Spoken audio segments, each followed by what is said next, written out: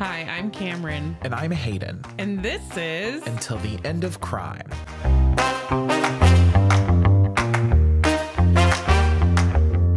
Cameron, what are some of the cruelest things that a parent can do to their child? Emotionally manipulate? Well, I mean, I guess any form of abuse, whether it's emotional, mental, physical, sexual, I think is probably going to top that list, though. I also think that sexual belongs at the top of that list. Yeah. I know you and I both think this. Any sexual assault probably tops the list of trauma. Yes. But especially when we're talking about the dynamics of parent to child. Right. What a violation of... I don't even know how to frame it because it is such an extreme violation. It's a violation of trust that is not, like, it's an inherent trust. You have no choice but to trust this person because they are the person or one of the people who is responsible for you as a, like, legally, they are responsible for you. Right. So you have no choice but to trust them. It's awful and terrible, and it's not in this case at all. So, okay, blessed for that. If we look at the other terrible things that a parent can do to child, or even a spouse to spouse, we know that physical cruelty and abuse is awful. So these questions of what is the cruelest thing that a parent can do to their child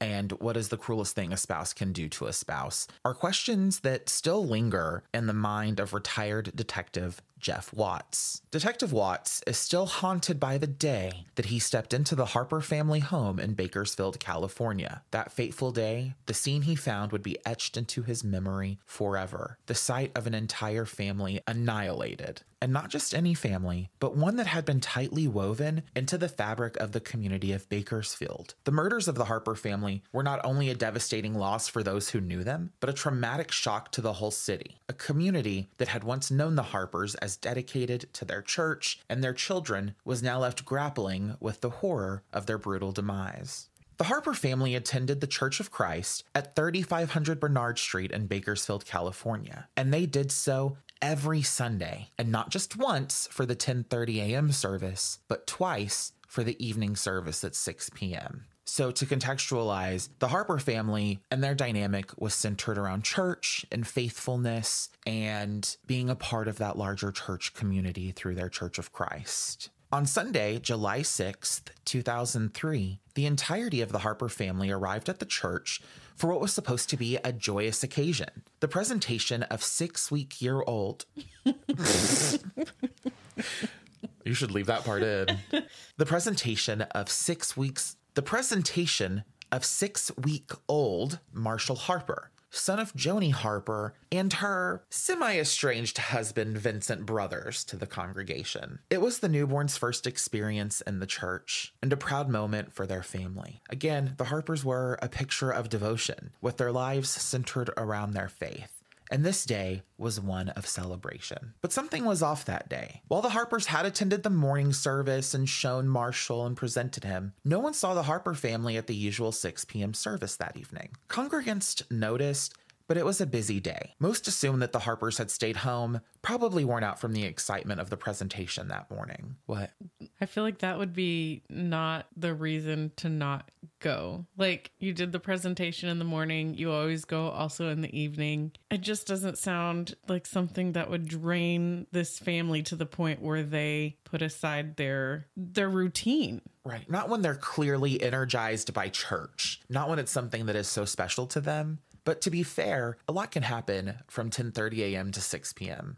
Someone might be having some kind of emotional or personal problem, which wouldn't have been out of character for Joni, the mother to Marshall. And additionally, we know that kids get sick in the blink of an eye. So while the congregants who also made it to the 6 p.m. service thought it was odd, no one thought too much of it. However, when 2 full days passed and no one had heard from the Harpers, worry began to creep in. Kelsey Spann, a close friend of Joni, in fact her best friend, felt that something was terribly wrong. She couldn't shake the sense that something had happened. On the morning of July 8th, 2003, 2 days following their last appearance at church, Kelsey drove to the Harper family home to check on them. As she approached the door and called out to Joni, there was no response. A growing sense of dread filled her as she tried the side door, a door which Kelsey did have a key to.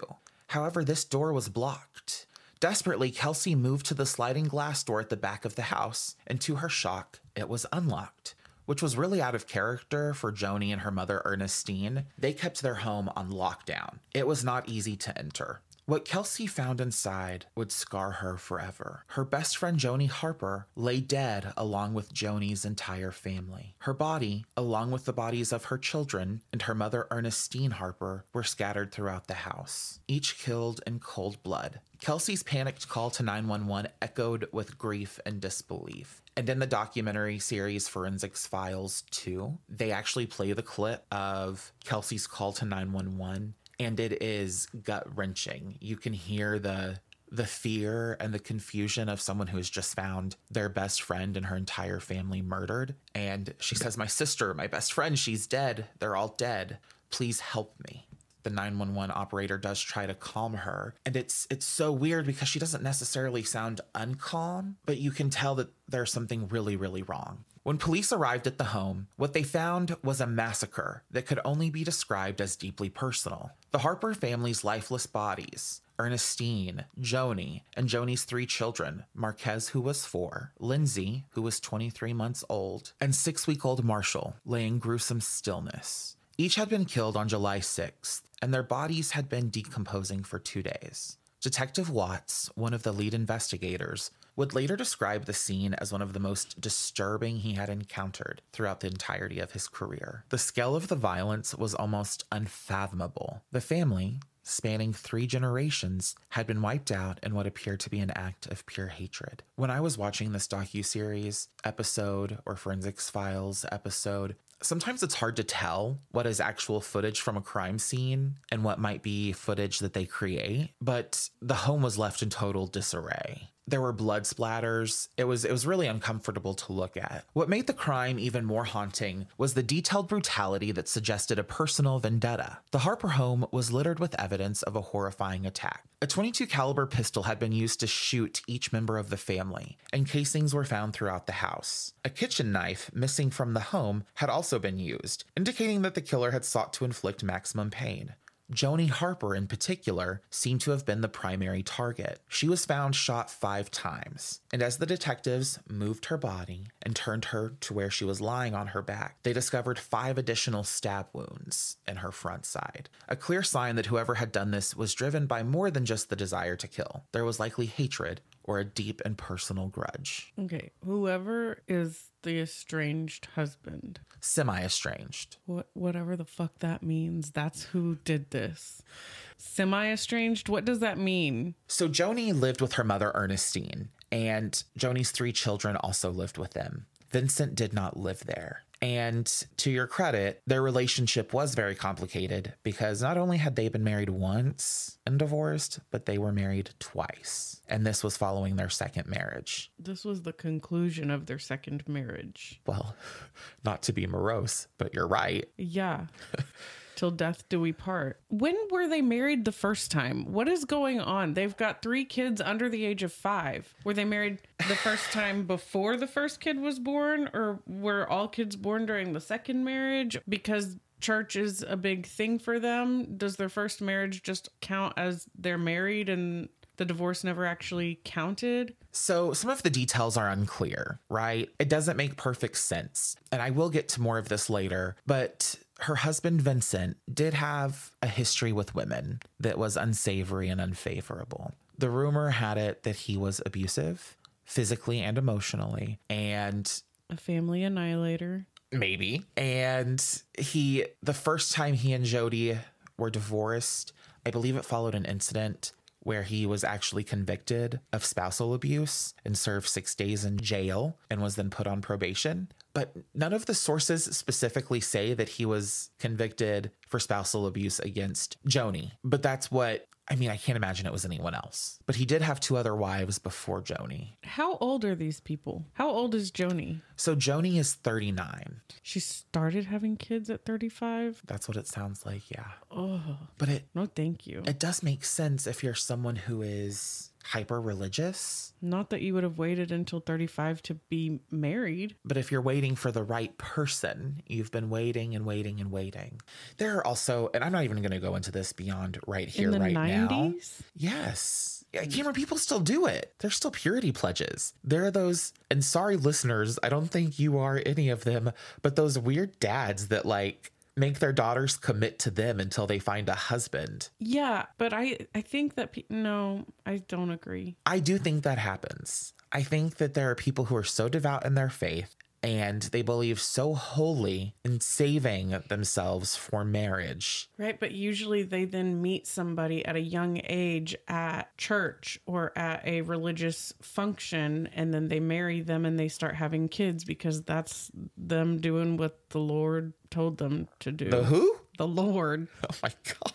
So in this instance, and this is, I'm not going to bring it up again because it does not matter, but at one point, it does seem like there was an effort to discredit Joni's character by claiming that she was actually a lesbian or had been a lesbian at one point. Oh, that's just stupid. I'm just telling you. Okay, well, that's stupid. I mean, it's not only is it's stupid, but stupid isn't even the right word, but like it's such a simple base level way to try to, especially when we're talking the early 2000s, to try to make somebody, I mean, this is around the time that Ellen DeGeneres publicly came out, right? Yeah. And it just makes me crazy whenever anybody tries to make somebody's sexuality, like, one, their personality, and two, a negative thing. Also, it was the lowest hanging fruit in this situation because Joni, from what I understand, played basketball and she loved the sport so much that she even worked as a Division I basketball referee for women's basketball. And so it is very easy to look at female athletes, yeah, especially ones that play basketball and softball. Yep. And think, oh, okay, we know what side of the buffet she eats from. But I don't like that. You've never heard that? No, I don't like it. You know what? I hear it used frequently. I like Alphabet Mafia. Sure. No, that's good. But I've heard people, and I hear it more often when we're talking about people who are bisexual, that they eat from both sides of the buffet. Oh, I don't like that either. I don't like the buffet. I love that. I don't like buffet. Okay. Well, I find it endearing and comical and celebratory. However, hopefully there's a sneeze guard. Those are called diaphragms. That's only in certain dynamics. With that being said, I don't think it's important to the story. I don't think it contributes anything meaningful, but there were attempts to kind of discredit Joni's character by bringing up her sexuality. Do with that information what you will. Throw it in the trash. That's where it belongs. The matriarch of the family, Ernestine Harper, aged 70, was found with a pistol by her side at the crime scene, which suggested that she may have actually tried to defend her family in their final moments. However, those attempts were futile. Ernestine, Joni, and all three children were murdered. For Detective Watts, he really seems to be conflicted by the kind of senselessness that comes of killing the children. It's not senseless if the children tether you to something that you're trying to sever yourself from, which is why this was Vincent. Because if it was somebody else, they would not have killed the children. What a good theory. So Vincent or his new chick. Yeah, okay. Detective Watts. Definitely not that one. It's 100% Vincent. Well, listen, you're thinking like Detective Watts did. But before he gets to that part in the Forensics Files episode, or forensic, is it forensic or forensics? It's Forensic Files. Why didn't you correct me sooner? I wasn't going to correct you at all. So in the Forensic Files 2 episode, anyway, Detective, now I can't even remember his name. Detective Watts really remarks on the senselessness of killing these children. And that seems to be especially true for the 6-week-old Marshall. And he poses the question, why kill a newborn? And later Detective Watts goes on to postulate that the only reason he could think of killing Marshall would be a viable option, or something a murderer would do, would be to ensure that the baby did not cry and alert people to the incident before the murder had time to get away. But I guess, like you said, severing all ties makes sense. So we're going to shoot them, and we're going to shoot, let's just say that each person was shot 1 time and then Joni was shot 5 times. So now that's nine times that we have pulled the trigger, but we're concerned about a baby crying. Well, and here's the part that... Because a baby cries louder than the gun shot. Well, see, this is... You never let me get to the end. Because I do bring this up and why it matters. But to be fair, this occurred over the July 4th weekend, where it's not uncommon for people to continue to do fireworks. I mean, we know from your neighbors alone. They do them all week, and I never have enough trazodone for the dogs. And so that's kind of the thinking that Detective Watts kind of walks us through, is that whoever this murderer is made good plans to do it on the July 4th weekend so that those gunshots wouldn't necessarily be thought of as anything different. And it worked because nothing was reported and they lived in a populated area. They were also familiar enough with the scene to block the door that they knew that somebody else had a key to, and then to go out a door and, albeit, leave it unlocked. But that's the only thing for me. I feel like semi-estranged husband would at least be able to lock the door behind him. That's the only thing for me that is maybe... So it wasn't a regular door? It was a cool door? It was a sliding glass door. So it has the little lever. Correct. Got it. Right, because he wouldn't want to go out the front door and lock it because witnesses, because this is a populated area. Well, whoever the murderer is, no, they would not like that. They would not want to do that. They, Now, not he, definitely not Vincent, but they. As investigators worked through the crime scene, another thing became really clear. While initially the scene was set as if the home had been ransacked, there was no actual robbery or burglary to have occurred here. Nothing of value had been taken. So much like Sherry Rasmussen. Did we have another case that was like that? Yes. And I think it was mine. Mm-hmm. Who was it? Where there was a staged burglary. Uh-huh. Oh, Sarah Ambrusco Tokars. That was the one. Was that the only one? I don't know, but I remember it happened to Sarah Ambrusco Tokars. Missy Beavers? No, because that was at the church. Right, but there was nothing taken from the scene. Oh, even though they went through and they...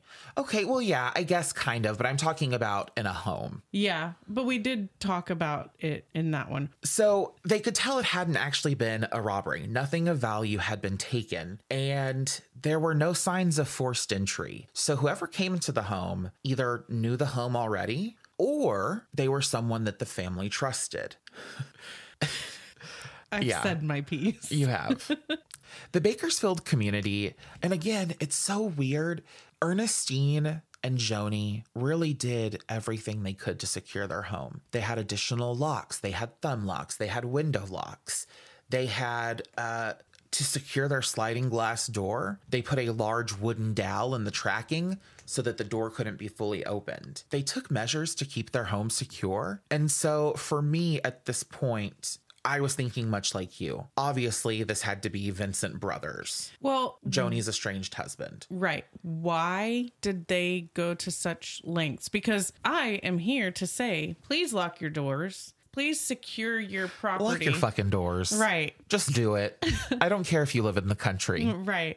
But it seems like they maybe were concerned there was some entity outside of their home that would try to come in and bring in this type of violence or... So later in the case, I will share more information that gives credence to what you're saying right now. It just seems like a lot of measures to secure their home and to lock it up like Fort Knox. Joni had confided in several of her friends that she was scared of Vincent and what he might do to her. Okay. The Bakersfield community was devastated by the Harper's family mass murder. And at the family's memorial service, which there's actually video footage of, Mourners gathered in sorrow as two large white caskets were placed side by side with an additional two smaller white caskets for Joni's eldest children. In a particularly heart-wrenching gesture, baby Marshall was tucked into his mother's arms in her casket, a haunting symbol of a life taken far too soon. Each casket bore a large photograph. Do you know those large photos of the victims, which served as a beautiful reminder of the vibrant life they had lived before it was ultimately taken from them? One of the things that really sticks out to me is for this episode of Forensic Files, Joni's brother Eddie is interviewed, and he talks about how his mother was this incredible woman who loved all of her children equally, but that her and Joni did have a special relationship. And he kind of goes through these feelings of the immense grief that came from two people who loved each other so deeply being murdered at the same time in the same place. Not only were they his family, but it was kind of this decimation of his family. Yeah, and of their bond and that relationship. And I guess on the flip side, I kind of thought what you were going to say is that he expressed that he was glad that neither one of them had to go through losing each other because they had a special bond, because they went together. Yeah. Not that that makes it good Not a or bright okay side. or anything, but I thought that's where you were going to go with that. You know, I think he probably felt that way, but that's not what he iterated. Yeah. But it was very clear that there was some comfort in this idea that they both died at the same time. More that they didn't have to lose each other. Yes, they wouldn't have to go through that. As the investigation unfolded, detectives considered several possibilities. Could this have been an act of revenge targeting Ernestine Harper? Ernestine Harper had been a well-known advocate for justice, particularly considering her role in the exoneration of Alfred Rollins, a Black man who had been wrongfully convicted of murder in 1996. Who is toying with this idea? The overkill was done on Joni. Joni was the intended target. She was the one with whom the perpetrator held the most contempt for. So this is the idea that now Eddie, the sibling, the son of Ernestine, he talks about this idea too, which is at first there was this real concern that this was retribution for Ernestine's role in helping to exonerate Alfred Rollins.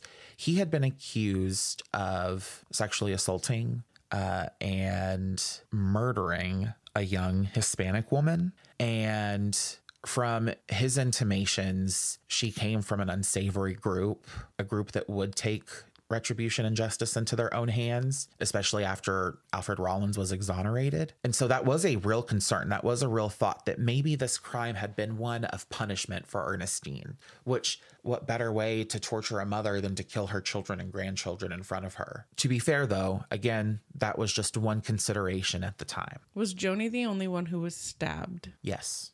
So stabbing is also usually linked to there's the symbolism of the penetration of the knife, and so it's usually linked to a sexual type of dynamic. Yeah. And so again, because she's the only one who was stabbed, she was stabbed 5 times, shot 5 times, and I understand that they're looking at every angle, but I don't think that that's the right angle to be looking at. Right. And stabbing is so deeply personal. And like you said, it's a psychosocial deviancy much of the time. So my job is to bring you the story, to bring you the case as it happened. And you know, my job, I feel like, is to solve it. And listen, not so much. Solve it. Yeah. Let me put the detective hat on. As well. So as you continue to solve, just keep in mind that Ernestine did have real enemies. There were people who really hated her in the role that she played in the community. However, literally in my next paragraph, as the evidence began to mount, attention soon shifted to a more personal suspect, Vincent Brothers, Joni's semi-estranged husband and the father of their 3 children. Should I gasp? You can, just for theater. Vincent was a well-respected vice principal at John C. Fremont Elementary School, where Joni also worked as a campus supervisor. I didn't know what a campus supervisor was, but she did security, from what I understand. So she was in charge of making sure that the school stayed safe. From the outside, Vincent appeared to be a loving father and a really devoted member of the community. But behind closed doors, his relationship with Joni had been fraught with tension and abuse. Vincent had a troubling history when it came to women. He had been married 4 times. 2 of those times were to Joni, and all of these marriages had been anything but peaceful. Friends of Joni would later tell detectives that she had confided in them about Vincent's abusive behavior. In 1998, Vincent had been convicted of spousal abuse after physically assaulting Joni. And again, it is hard to find an article that specifically says he abused Joni, but that's the timeline that would work. An incident that would later become a key piece of evidence in the investigation. Joni had contemplated leaving Vincent for good, and as a matter of fact, they had been divorced one time before they got married for a second time. But in the second time, she was afraid of how Vincent would react. Her fears for her own safety, as well as the safety of her children, had kept her from taking the final step of severing ties with him a second time. But Vincent had a solid alibi. No, he didn't. Had a solid alibi for the time of the murders. You see, Vincent had traveled to Ohio to visit his family for the 4th of July weekend, a trip that he had planned well in advance. He went up actually a few days early to spend time with his brother in Columbus, Ohio. And so he and his brother Melvin then traveled together to go visit their mother in North Carolina. Oh, so Vincent was at his mother's house. Where was Melvin? Melvin and Vincent were together at Melvin's home in Columbus, Ohio. And then Vincent went to his mother's home. And where was Melvin? They traveled together in the rented Dodge Neon that Vincent had rented, and they drove to North Carolina to be with mom together. Okay? Mm-hmm. Opposite ends of the country. Mm-hmm. California, North Carolina. Where was Melvin? North Carolina! July 6th? Yes! When detectives contacted Vincent to inform him of the murders, he appeared devastated. Detective Watts recalled that Vincent was left speechless when he received the news, and that he was also unable to respond in any kind of meaningful way. And they actually have the audio recordings of this kind of interrogation, this first time that the information is revealed to Vincent. And it's a notification? Yes. They're not interrogating Sorry, him. yeah, not interrogate. Well, it's a little bit like it's not an official interrogation, but they are asking him some pointed questions. And they are recording when they first tell him and notify him. And does he ask how they died? No. No, of course not. Not from what I heard. Of course not. They offer him a trash can in case he has to throw up. No, because he seems so speechless. He's trash. As the detectives continued to investigate, other certain details about Vincent's alibi began to raise a few suspicions here and there. Now, Vincent's credit card receipts and phone records clearly place him in Ohio and North Carolina. There's no two ways about it. Thanks, Melvin. He used cash. Every Walmart receipt. How many miles were put on that every gas station receipt all had the signature of Mr. Vincent Brothers. How many miles were on the rental car? There was something off about the way Vincent reacted. His calm demeanor, even under the circumstances, was unsettling to the investigators. Almost like he wasn't just learning about the murders of his entire family. Despite Vincent's mostly calm exterior and ironclad alibi, detectives couldn't shake the feeling that something was amiss. He had his credit card receipts, he had his travel records, and witnesses in Ohio all seemed to back up his claim that he had been out of the state at the time of the murders. However, seasoned investigators like Detective Jeff Watts knew that appearances could be deceiving. And me. You really missed your calling. Hey, I'm young. She started having kids at my age. Young? Okay. She started having kids at my age. That's true. They began to dig deeper, questioning whether there was more to Vincent's story than what initially met the eye. As investigators began to kind of peel back the layers of Vincent Brothers' life, they discovered a darker side. Despite his professional achievements, like holding a master's degree in education, working as a vice principal at a local elementary school, again, Vincent had that long, troubled history with women. I think we know that holding a master's degree in education is a clear sign that somebody is a bad person, right? Thank you. Yes, that's exactly what mine signifies. And again, Vincent and Joni had been married to each other twice. And now, not every source corroborates this claim, but it does seem like violence and conflicts are pretty steadily known in both instances. But infidelity is also mentioned in one article, and I can't remember which one, but they're all linked in the show notes.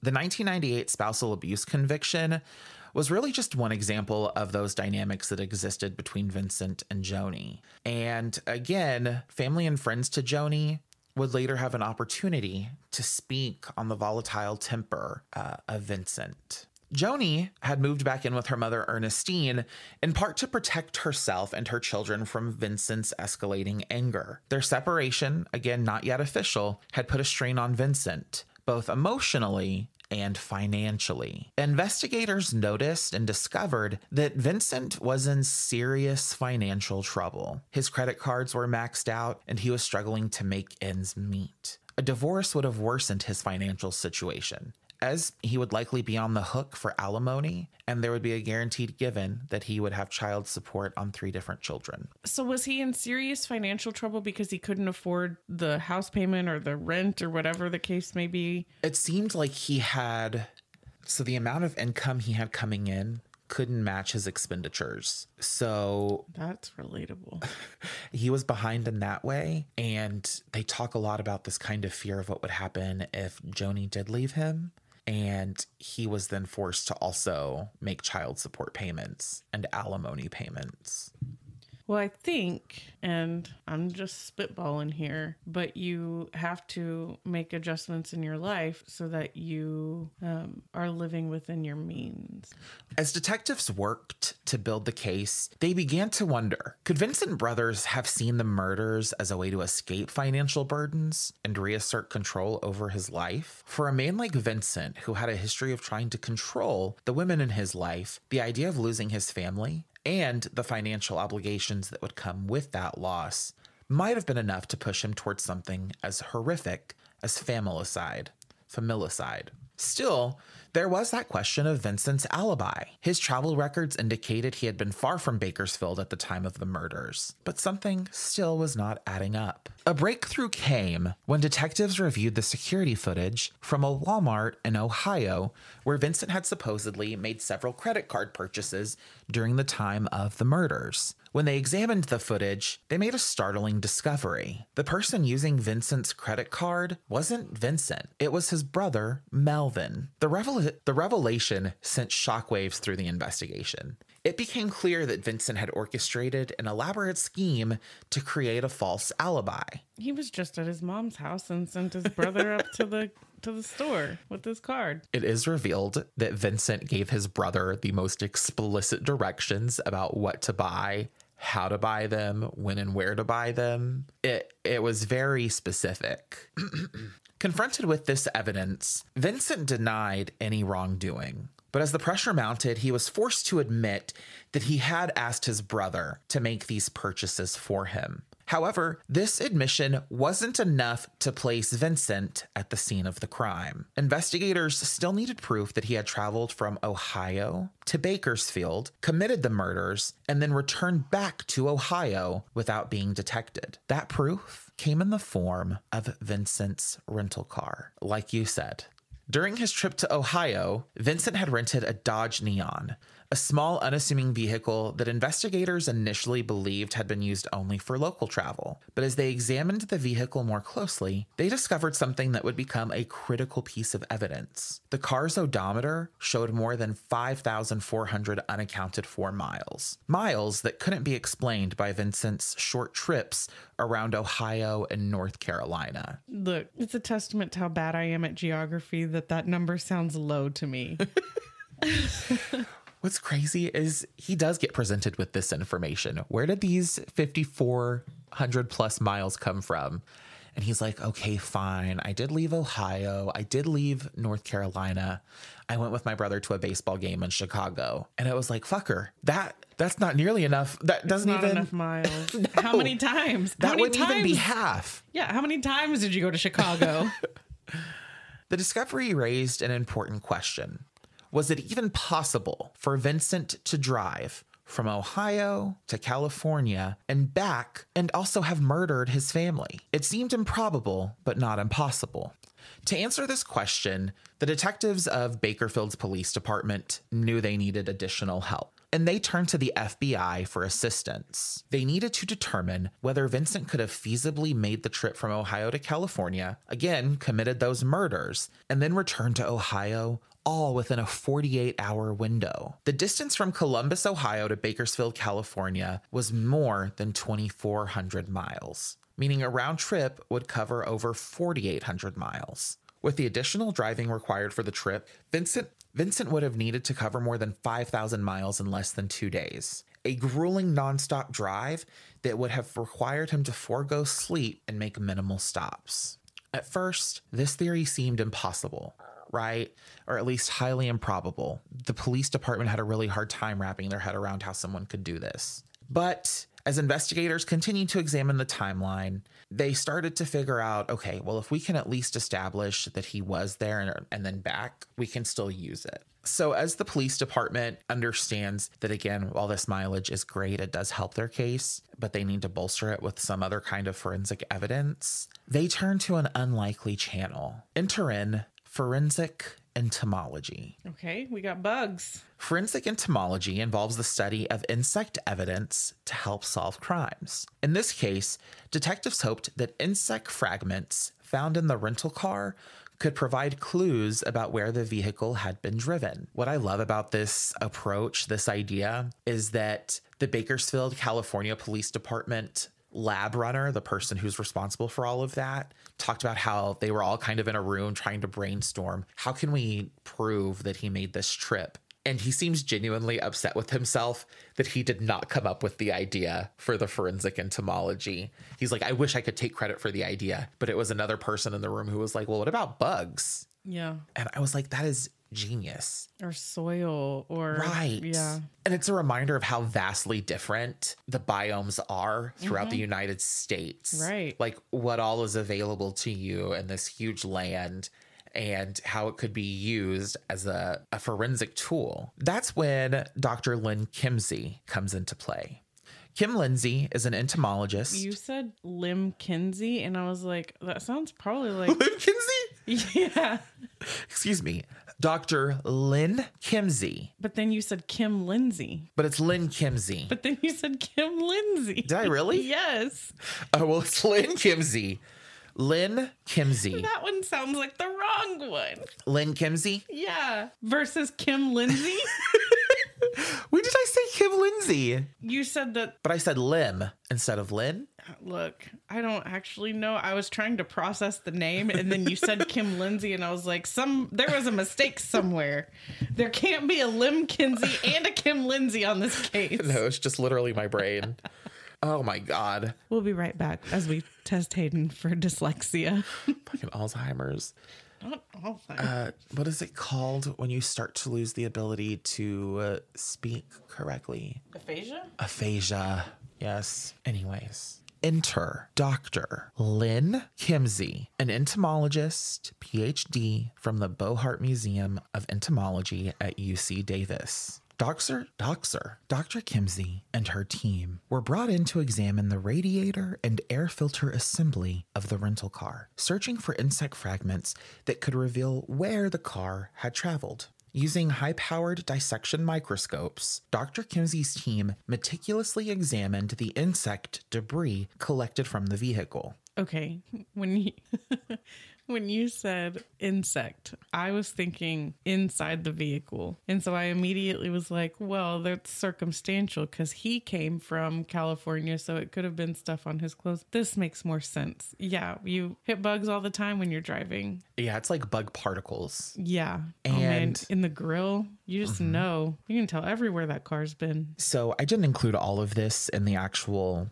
details of my episode, but Dr. Kimsey kind of walks the viewer through the different insects that she finds. But one of the things she talks about is there's like 30 plus species of insect that was non-informative because they're insects that are found across the US. Anywhere in the US, you can find houseflies, you can find 29 plus other species that I don't remember her talking about. But mosquitoes? she referred to them as being non-informative insects. But there were 6 insects that were geographically locked. And although it couldn't tell you what state specifically, they could tell you geographic region. And among them were several species that were native only to the southwestern United States. So one of the pieces of evidence they found was literally a grasshopper leg. Not the full grasshopper, but a grasshopper leg. And they said, okay, we know this means that they traveled through Texas, through New Mexico, through potentially Colorado. Those were the really only states along that pathway that he might, or that a person might have traveled through to get that kind of insects in their grill and their radiator and their air cabin. I think at the point where we found out that he gave his brother instructions on what to buy at Walmart, and they're analyzing the exterior of his rental car for bug Residue, evidence. particles. Yeah. I think that we are all aware of Okay, we're where on the this same is page. going. So they also found true bugs. And not a moment too soon. I did not know anything until this point. True bugs, which I did not know, are categorized by having mouth-sucking parts. Like an ant? Maybe. I just know they're referred to as true bugs. And those are more found in, again, that kind of Four Corners area of New Mexico, Colorado, Utah, Arizona. And lastly, they found paper wasp material, which from my understanding is really only seen in California. So This neon was in California. that's certainly what it looks like. The presence of these insects was significant. It placed Vincent's rental car. Also, what is so astounding to me is that they were able, so their process, they would go through and they would gently pull bugs and pieces from the radiator and that air filter assembly, lay them across a stark white sheet of paper, and they were able to examine fragments of bugs to make determinations about what kind of bugs they were. I thought that was cool too. Again, the presence of these insects was significant, and it did place Vincent's rental, the Dodge Neon, in the southwestern United States on a route that would have taken him through Arizona, New Mexico, and California, the very path he would have needed to have traveled if he were to go from Ohio to Bakersfield. The insect Did he go from Ohio or did he go from North Carolina? Ohio. So they just went down and stayed with the mom for the actual 4th of July? I think so. Okay. The insect evidence was a game changer. For the first time, detectives had tangible proof that Vincent's rental car had been in the Southwest U.S. at the time of the murders, directly contradicting his claim that he had never left Ohio. It was a groundbreaking moment in the investigation and one of the first times in criminal history that forensic entomology had been used to track a suspect's movements across state lines. With this new evidence, the case against Vincent Brothers began to solidify. The combination of the odometer readings, the forged credit card receipts, and the insect fragments all pointed to one conclusion. Vincent had driven from Ohio to California, murdered his family, and returned in an attempt to create a false alibi. Also, it was determined that Vincent had to have driven 70 for the majority of the time of this trip. That explains why he went through Texas. And that he would have also had to have not slept for a minimum of 30 hours. That's crazy to me. I mean, yeah, it could never be me. Yeah. Familicide is crazy, but so is 30 hours awake. I would crash out. I wouldn't be able to do it. I don't know if there's enough rage or hate or violence in me that I could stay awake for 30 hours. Well, detectives also began to suspect that Vincent had been planning these murders for some time. He had chosen that July 4th weekend, and I did mention this earlier, a time when the sound of fireworks would mask the sound of gunshots. The fact that he had enlisted his brother to help create a false alibi and had carefully covered his tracks by using cash, a large sum of cash, for his cross-country trip, suggested that this was a premeditated act, not a crime of passion. I'm so sorry. I am so sorry. The cash is what made it premeditated. It was the cash. All of the factors considered together. Right. Circumstantially, I think that this is very premeditated Even the trip to Ohio and North Carolina was part of the... Oh, yeah, to create the alibi. Right. Doing it on the July 4th weekend. Right. Because there's nothing suspicious about going home and spending time with your family when you are a semi-estranged husband. Yeah. For a holiday. In January 2007, more than 3 years after the murders, Vincent Brothers went on trial for the murder of his wife, mother-in-law, and 3 children. The trial lasted for 4 months and became one of the most highly publicized cases in Kern County history. Media outlets from across the country descended onto Bakersfield to cover the proceedings, and the courtroom was packed with spectators eager to see justice served. During the trial, the prosecution laid out a meticulous case against Vincent Brothers, one built on a combination of forensics evidence, witness testimony, and expert analysis. Again, central to the prosecution's case was the groundbreaking insect evidence provided by Dr. Lynn Kimsey and her team. The testimony demonstrated how the insects found in the radiator of Vincent's rental car placed him in the Southwest U.S. at the time of the murders. The defense team did attempt to cast doubt on the insect evidence, questioning the reliability of using such a method to track a person's movements. They argued that the bugs could have ended up in the car by coincidence or through previous renters. However, the prosecution had come prepared. They presented testimony from the rental car company that confirmed that the vehicle had only been rented by 3 other people prior to Vincent's renting of it. None of them had traveled outside of the eastern U.S. The mileage discrepancy alone was damning, but again, combined with the insect evidence, it painted a clear picture of Vincent's cross-country trip. As the trial progressed, investigators presented security footage showing Vincent's brother Melvin using Vincent's credit card in Ohio while Vincent was likely hundreds of miles away, driving through the desert to Bakersfield. This confirmed that Vincent had enlisted his brother to create this false alibi. Though Melvin cooperated with the investigation, his involvement showed the lengths to which Vincent was willing to go to cover his tracks. It's worth noting that Melvin initially was not very cooperative, but I think when the writing became clear on the wall, he was like, oh, I'm going to comply. Yes, I'll answer however you want. He's got his best chances if he does that. Yeah. Ultimately, he's not charged with anything. Wow. In addition to the forensic and circumstantial evidence, the prosecution focused heavily on Vincent's motive. Witnesses also, this case had over 137 witnesses. Well, who's got the time? I think that's why it must have taken 4 months. I feel like a lot of cases take a lot of time. I'm surprised that they were able to get through that many witnesses in that short amount of time. Yeah. Witnesses testified about the strained relationship between Vincent and Joni, detailing years of tension and abuse, and again, that mentioned infidelity. Several of Joni's friends talked about just how fearful she had been, which I know we discussed before, but it goes back to that kind of elaborate security that they put into place in their home as to keep intruders from coming in. And yeah, that felt less weird to me when you said that she basically does security for the elementary school. Right. But I mean, obviously, when you pair it with the fact that she expressed to people who were close to her that she was concerned about what he could do to her, I think, both are reasonable explanations. What I don't think is reasonable is any defense that he tried or his team tried to put up about this. Yeah, it was not effective. And really, the prosecution kind of set themselves up with the slam dunk.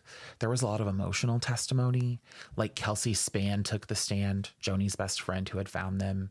That was a really emotional piece of testimony. Family members testified. I can't imagine it wouldn't be very emotional, because if you go in and you see the 2 adults in the family or who live in the home deceased, you immediately go looking for the children. Mm-hmm. And to find the bodies of a 4-year-old and a child who is a month away from being 2 and a child who is a month and a half old. Yeah. I don't know that you recover from that ever. Your best friend, sure. Her mother, sure. But these tiny bodies.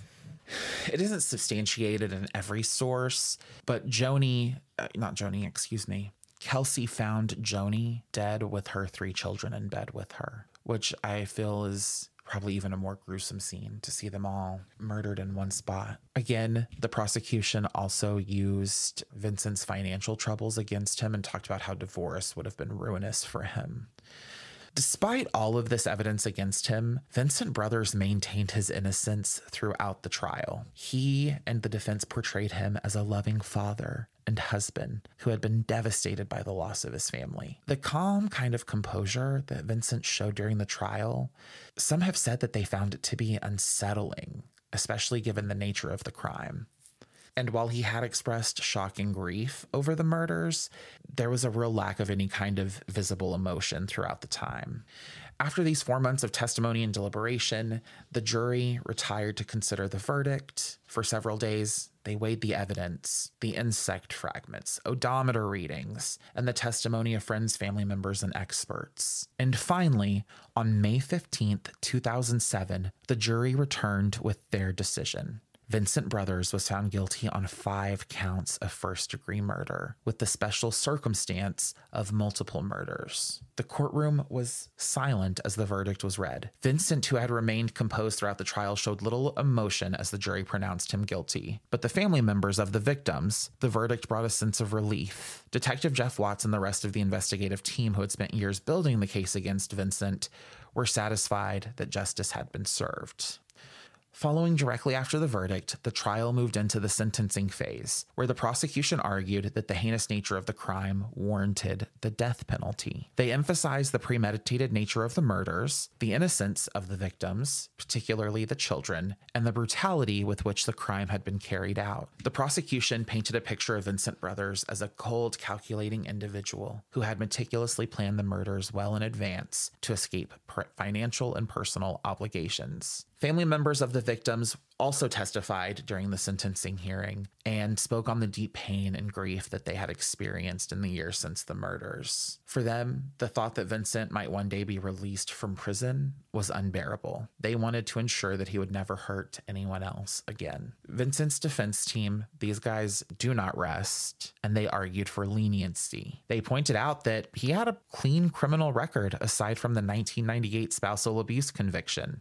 And they tried to use his status as a vice principal in the community as a plus, a check in the column of good guy. They portrayed him as a man who made mistakes, but did not deserve to be put to death, and argued that life in prison without the possibility of parole would be more appropriate. However, the jury sided with the prosecution, and on September 27th, 2007, Vincent Brothers was sentenced to death for the murders of his family. He was sent to San Quentin State Prison, where he remains on death row today. Despite his continued appeals, his conviction has been upheld, and he remains one of California's most notorious convicted murderers. When's the last time California executed someone? Oh gosh, I have no idea. I know that in 2023, in 2023, he was still alive and appealing to the Supreme Court of California. I think that he is right where he belongs, locked up. I would agree. I think it's so weird to me just how deceiving appearances can be. Joni and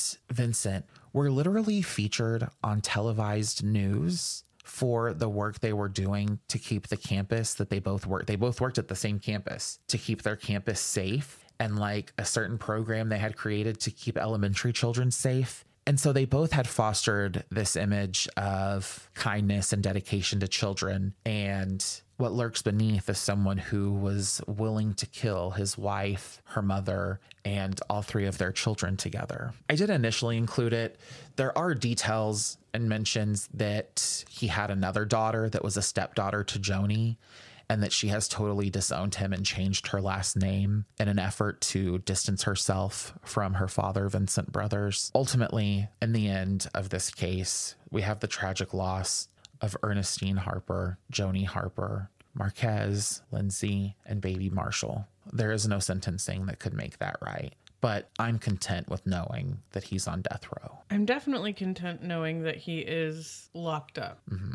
So this says that Vincent Brothers exhibited several traits consistent with antisocial personality disorder. Yeah. Lack of empathy and remorse, history of violence, deceitfulness, disregard for others' rights. I know that personality disorders are often linked, but this thing that I'm looking at doesn't have that. What it does say, which lends itself to what I guess the defense has tried to say, but family annihilators are typically middle-aged, typically men, typically someone who appears to be a good guy, a good husband, a good father, somebody dedicated to the family, potentially a provider for the family. So, and usually what happens is when one of those things or more than one of those things feel like they are no longer within their grasp, they respond by killing the whole family. It sounds almost a little bit like potentially narcissistic personality disorder as well. This idea that you have a certain image that you have to maintain at all costs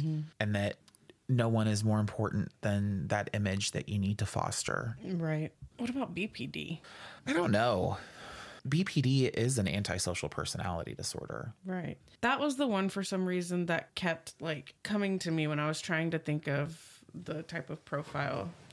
I think that most people who suffer from BPD experienced significant trauma, typically in the form of abuse as children. I don't know enough about Vincent Brothers' formative years to know if he was abused in a meaningful... All abuse is bad, awful, terrible, but in a way that would lead to the formation of borderline personality disorder. It took me quite a long time in your case before I realized that your question at the beginning also told me who the... Exactly.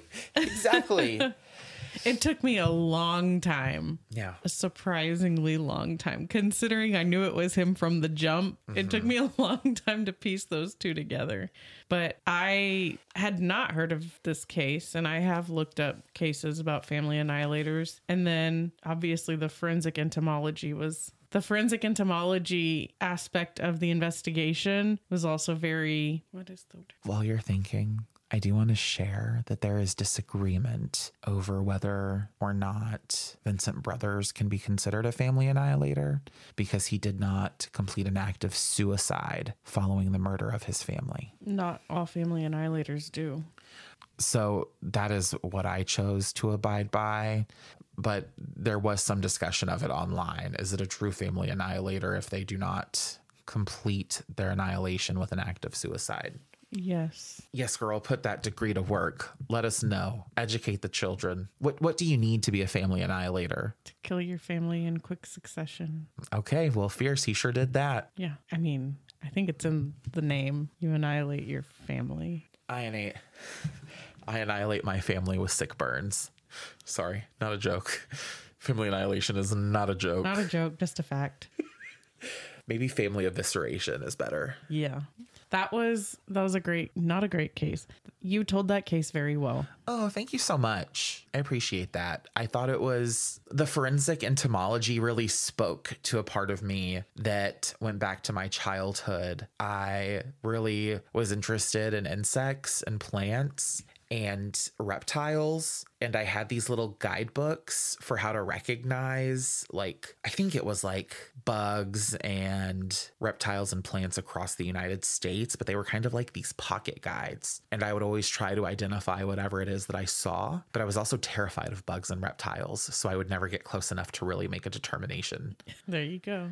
But I was fascinated by them. So to see that forensic entomology played a role in this case, that it's essentially responsible for being able to place Vincent Brothers at the scene of the crime. I thought that was it's a bad situation, but that's a really cool facet of the situation. It's a great piece of the investigation to just, I mean, again, this case was almost wholly circumstantial. And so it was another nail in the coffin for him. It was the nail. It was the linchpin of this case. I mean, they could have, just with the mileage on the car. Chicago was I will say a BS story. that even the rental car company shared with the Bakersfield Police Department and the FBI that the way that they kept records would probably not be adequate to stand up to judicial scrutiny. So that was something that they even confessed. They were like, well, this is what we have documented. This is what we know. But our records keeping system would not, it wouldn't really be admissible in a court of law. I don't want to go through all of the pieces again, but I pointed out things every step of the, much to your chagrin, I pointed out things every step of the way that pointed back to him, that circumstantially, like at some point when you have that much circumstantial evidence that's pointing at you, is it still circumstantial? Technically, yes, but is it actually still circumstantial? Right. How many do you need to have before you can acknowledge that, oh, this is more than circumstantial? What is the opposite of circumstantial when we're talking about cases? Known? Yeah, forensic. Okay. Maybe. Yeah. Hard evidence. I like that. Yeah. Well, I'm really glad you enjoyed it. I hope that I know it probably didn't tickle an insect bone for you. Well, my sister's degree is biology. She's got an entomology concentration in her biology bachelor's degree. Oh, weird. So yeah, whenever anybody talks about... So they could have called Taylor. Right. Got it. She was 12, but... So she did not quite have the degree yet. But yeah, entomology, I always am intrigued because I literally showed you that I sent my sister a picture of a caterpillar that's in my lemon tree right now before you got here to ask if it was okay for it to be on my lemon tree. I want Taylor to be on the pod. All right, Taylor, next weekend. I want her to come join us. I'll bring a third microphone. There are microphones sitting beside you. Okay. Well, I'll probably still bring my other one. Got it. Did you hear that, Taylor? You've got an open invitation. A complete list of sources and any links can be found in the show notes. And that's all we've got for this episode. If you enjoyed listening and want to hear more, please subscribe. Turn on your auto downloads on Apple Podcast or Podbean or Spotify, wherever you listen. Give us a 5-star rating and leave us a review. Make sure that you recommend us to a friend and are following us at End of Crime Pod on Instagram. And like us on Facebook at Until the End of Crime. And join our discussion group, which we're going to get better about posting on. I was about to say this discussion group that's very active discussion group. Very actively ignored by fans and host alike. Our email address is endofcrimepod@gmail.com, so send us an email with questions or episode suggestions. Thank you for listening. Until the next crime.